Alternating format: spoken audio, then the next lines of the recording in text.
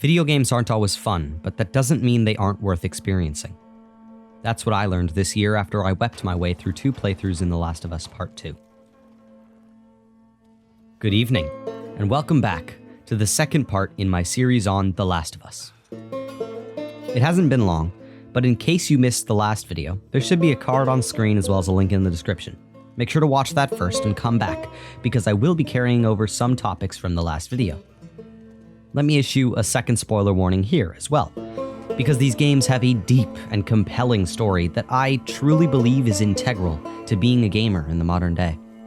The amount of empathy and compassion I have learned from these characters has made me an overall better person, and everyone should experience that. So without further ado, welcome back to Tearful Reviews. Last time, when discussing The Last of Us Part 1, we went through each important narrative event and discussed its relevancy and emotional weight. But this time, I am breaking the structure and jumping in to the cycle of violence as it's shown in the sequel.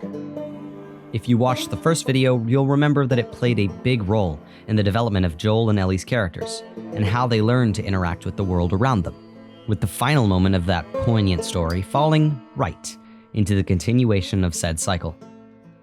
Joel murders many people just to save Ellie's life and dooms the human race to an eternity of zombies, all for love. If it were a Disney movie, everything would end there. Joel saved her for love, and he would be lauded a hero. But the second game makes no mistake when it tells you flat out that Joel's choice would cost everyone. And each action in the story of Part 2, leading up to the final moment, contributes to that cycle of violence that he began. And just like the first game, the main characters are all byproducts of that vicious cycle. So where the last video discussed plot points, this video will go over characters. Beginning with our main man, our father figure, Joel. Joel Miller, a deeply flawed human being, just doing his best to find hope in his grief-ridden world. In Part 2, he appears primarily in flashbacks, so it's perfect for analyzing how the character grows with time and changes as his relationship with Ellie matures and experiences tension. The first time they interact in this game, Ellie is 14. It is not long after the events of the first game, and clearly the ambiguous okay Ellie gives Joel hangs over both of their heads. As much as they both try to, Ellie can't help but feel distrusting of Joel. And Joel can't help but fear her discovering the truth. I don't know the first thing about this. This uncomfortable rift is what Joel works to overcome in the following half-decade. Attempting to push through it, Joel offers to teach her guitar, and thus begins the long and treacherous symbolism of the sixth string. Treacherous, I say, because the final use of that symbol is so hotly contested in the hater community for this game. Joel begins to teach Ellie and plays her a beautiful song by Eddie Vedder. At the end of this video, I'll release a rendition performed by me and my best friend. Stick around for that. It's called Future Days, and I hope to do it and this beautiful game some justice. As the years pass, Ellie and Joel's relationship becomes more and more rocky. There are blips of good moments that are deeply heartwarming, such as Ellie's birthday.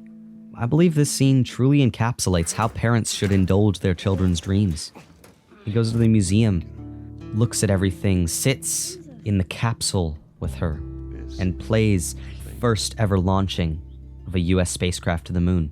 It's incredible. I closed my eyes at this point, just so I could experience it with Ellie. As we push forward to the flashback I'll call Ellie and Tommy Take Potshots, she interacts minimally with Joel. She gives him the cold shoulder, and they don't talk much. He continues to reach out, going on an adventure with her, to find new guitar strings. Ellie's guitar is broken, representing the fractures in their relationship. Fractures made by Joel's choice to succumb to the cycle of violence. They fight their way through hordes of zombies together, and it's very reminiscent of the first game, but it lacks that connection. Everything between Ellie and Joel has become distant, until she confronts him at the end of this mission, and he maintains the lie. That is the nail in the coffin. Joel cannot give up the truth willingly, and it breaks his relationship with his daughter further. In the next flashback, Joel and Ellie have almost entirely separated. Ellie seeks answers and finds them at the hospital. She confronts Joel one final time, and that is where their relationship stays, in a cruel, unwelcoming limbo. Barely amicability. Certainly not love, because love would require forgiveness. Forgiveness for what Joel took from her. Forgiveness for the violent atrocities he committed to save her. Forgiveness for making Tess's sacrifice useless. Joel's eyes betray his fear. Fear that he will never have a relationship with his daughter again. That just like Sarah, he has lost Ellie. Only this time, it was his fault. The next flashback is right before the beginning of the actual game. Joel defends Ellie's honor, in a manner of speaking. He shows his support for her homosexuality by speaking out against a bigot. Ellie gets angry with him because she has pushed him away. He overstepped a boundary of their separated relationship with this action. This is the extent to which their relationship has been broken. All because Joel fell to the cycle of violence.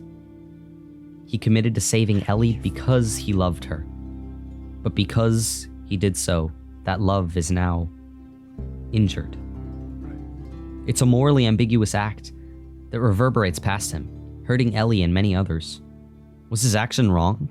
Not necessarily. Was it selfish? Absolutely. Immanuel Kant would condemn Joel, certainly. Joel's actions were only made to satisfy his happiness, and inherently, philosopher Kant would argue that his selfish choice was morally wrong. But do I understand why Joel would defy morality? Of course. They say that having a child is like having your heart walk outside your body.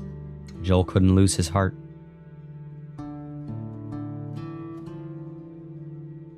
But what if someone's actions take your heart from you? What can being a byproduct of the cycle of violence do to you? Last time, we saw some of what it could do. Bill shuts off. Henry commits suicide. Even love can sometimes result from the cycle, as we see with Joel and Ellie's relationship, and how it strengthened in the first game. And there is a final result of the cycle, that the game and I have yet to cover. Retribution. That desire for revenge that everyone has inevitably felt in their life. Francis Bacon, a famous count of the 16th century, stated, "In taking revenge, a man is but even with his enemy. But in passing over, he is superior, for it is a prince's part to pardon." This belief that revenge, no matter the purpose, is wrong, has carried over to the modern day. Gandhi famously stated, "An eye for an eye makes the whole world blind." And yet, we all succumb to it at some point in our lives. Sometimes, to make a good villain, they need to be wrong, but believable. We as the audience relate with their actions, but hate them for it anyways, so that the only person we truly feel hate for is ourselves. Ourselves forever considering the villain's actions to be right. Abby is that villain. As much as I begin to empathize with her near the end of the game, her actions of violence are wrong as Joel's. She can fully be condemned as a villain of the narrative because, morally, she is unsound. We learn from a few flashbacks that Abby's father was the doctor from the first game. The man who would have saved the world, but would have killed a child to do it. Whether he was a good person or not, Joel took his life. Depending on how you approach that final encounter, quite brutally killed him. And this fills Abby with rage, and she seeks out her revenge. This doesn't make her good, but it does make her believable. In a regular narrative, her story would conclude with release. The big moment of the game, the murder of Joel. This is Abby's revenge. This scene left me shaking with pain and fear and rage, the exact same rage that Abby felt when her father died. The point of flipping the narrative assumptions is that we follow the aftermath of Abby's murder, as she learns to break down her prejudices towards the factions she used to hate, as she learns that selfless actions will bring her true happiness. Revenge and continuing the cycle of violence will bring her nothing but pain and anguish. She will not be satisfied by self-made justice. She meets Lev and Yara and experiences a similar journey to Joel and Ellie in The Last of Us Part 1. She, just like Joel, is a person broken by the cycle of violence. Joel, destroyed by the death of Sarah. Abby, by the murder of her father. And she, just like Joel, must learn to help the innocent and build new loving relationships, rather than dwelling on the past, rather than dwelling on revenge, rather than shutting down. rather than suicide. But she is not the only one who must learn that continuing the cycle of violence is wrong. Our third main character is arguably the most important, and the character who we most relate to as we play. Ellie, the young child who matured into a powerful adult who was hurt by the cycle before, by the actions of Joel, by the death of her best friend, by the deaths of Sam and Henry, the girl whose deepest, darkest fear is being alone. And still, even when her relationship with Joel has been almost entirely shattered, his death burns her. I say burn because that's the feeling I felt as I watched Abby take the man I had grown to love away from me. As Ellie screamed out, I felt a burning hot coal in my stomach. It traveled its way up to my throat and set my vocal cords ablaze. I screamed out in anguish and fury. That's what this game had driven me to. Pure pain expressed through my voice. That's truly how I believe Ellie felt as she screamed and begged for Joel's life along with me. The game had accomplished its desire. It had aligned me with Ellie's carnal need for revenge. I wanted nothing more than to kill everyone involved in Joel's death mercilessly. And so off Ellie heads to do just that. It's rewarding at first. Either Ellie or Tommy, Joel's brother, cuts down every member of the raiding party who helped Abby complete the journey of revenge. But as the game continues and Ellie's methods become more and more brutal, forcing her to go to greater lengths to satisfy her quest for revenge, it feels more and more hollow and unsatisfying. All the murder, all the death, Ellie chooses vengeance over the health of her girlfriend Dina, over the welfare of her friends, over her own life even, and I begin to feel disconnected from her as she becomes the very thing she hunts, an amoral being fueled by revenge. And as both Ellie and Abby's stories evolve simultaneously, Abby learns the very thing that Ellie needs to learn. Continuing the cycle of violence won't bring her solace. It will never right the wrong, and it will only bring more pain. It's video within a video time. If any of you have watched the analysis side of YouTube, which surely you have because, well, you're here, you know about One Marvelous Scene. It was a video series on YouTube across multiple channels about the greatest scenes in the Marvel Cinematic Universe history. It's not hard to understand, and it's simple, honestly, but goddamn, did the people working on it do really good analysis. So I'm going to try a similar tactic, but with the very specific scene in The Last of Us Part 2. I'll be discussing the farm scene, following the events of the main game. Ellie has finally retired to the simple life, with Dina and her little baked potato. But she still suffers from the effects of the cycle. PTSD is one of the most awful and probably scariest effects of violence. Abbreviated from post-traumatic stress disorder, this mental illness occurs after deep emotional trauma. It's most common in war victims and people who struggled with an abusive home life, and it wreaks havoc on people's later living. Ellie's stress comes from the pain of losing Joel. She keeps reliving the horrible moments of his final breaths, but the scene doesn't start off scary or depressing. It's hopeful. It shows the beautiful love that Dina and Ellie share, the realistic manner with which they care for their child, and the honesty they give each other. They dance to music, they do the laundry, they herd sheep. And that's why the scene is so awe-inspiring. It's the contrast between the honest home life and the ripping pain of PTSD that shows how devastating the mental illness can be to a person's life, even when everything seems so picturesque. The pain that Ellie is harboring, it can't be forgotten. So when Tommy gives her the opportunity to take Abby's life, to exercise the ultimate form of revenge, it seems like her only escape. Before we talk about the conclusion, I want to say, if you're struggling with PTSD, especially related to death, get a therapist, talk with friends, admit your pain to them and yourself, show it to the world, because revenge, self-doubt, guilt, suicide, these will never help you. And never feel hopeless, because there's always a way out. You can always heal. But Ellie can't hear this video right now. Maybe if she could, she'd sit down with Dina and be honest. Maybe she wouldn't give up the one thing she had. Maybe she'd find hope. But she is trapped by her own mind in a palace of torture, reliving that horrible event over and over in her mind. Even in the world of perfection, on a beautiful farm, with everything she wants in the galaxy, she can't let it go. And when Ellie is approached with these prospects of revenge, again, she can't help but accept, betraying Dina's wishes for her to stay with her family, for her to accept love. So she ventures out, yet again, abandoning the life she had. She hunts for Abby all over again. She makes it all the way to Santa Barbara, where she eventually tracks down and finds Abby.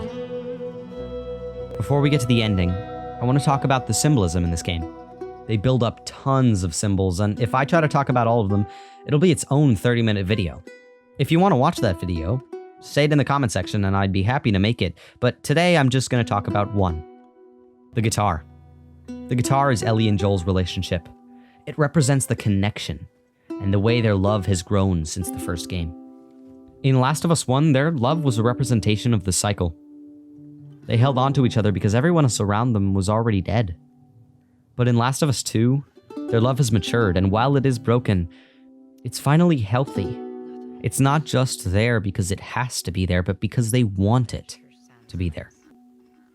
Playing a guitar is a conscious decision. You share your talent and your love for music with whoever is around you. Ellie singing Take On Me for Dina, strumming in the theater, and fingering the frets after losing her ring and her pinky. They're all representations of how Ellie shows love. It's funny, I show love in a similar way. I sing, and to put it poetically, with the beautiful power of music, I show the people I care about that I love them. That's what the guitar is for Ellie. It's her way of remembering Joel. It's her way of showing people she cares about them. She does this because it's Joel's way of showing Ellie he loves her. He taught her his expression of love, and she uses it to keep him with her. Always. It's strange, really, the things Abby has done to help Lev. Almost ironic after the horrible things she's done in the past. It's just like Joel, helping Ellie across the desolate wasteland of the United States. And after everything Lev has done, everything Abby has done, it can't be for nothing. You see, when creating the story, Naughty Dog knew they had to make Abby an empathic character, to give the player some sort of love for her. They had to make her a person, just as much of a person as Joel is. Just like back in 2013, the public forgave Joel for his crimes, in 5 years, people won't think about Abby as the evil person who destroyed their video game. They'll think of her like I think of her, as a depressed young woman who lost her father and turned to revenge. And in the final moments, when Ellie is holding Abby down, everyone will be begging her to let go. I begged Ellie to let go of Abby's neck. I couldn't let her die, even though she took the man I loved. And then Ellie sees Joel. Him, with his guitar, sitting on the porch of his home, and she decides to forgive. But it's not Abby who she forgives. It's Joel. She forgives him for taking away what she believed to be her purpose, for not letting her die. And this time, when she says, But I would like it's to Joel try. who says, but this okay isn't uncertain. It's crystal clear. It is an okay of fulfillment. It's a promise that both of them will work their hardest to forgive the other and bring back love. Okay. Even though Ellie loses Joel, she still forgives him. And with her healing process complete, she no longer needs revenge. She's no longer hateful at Abby for taking away her chance at a life with Joel.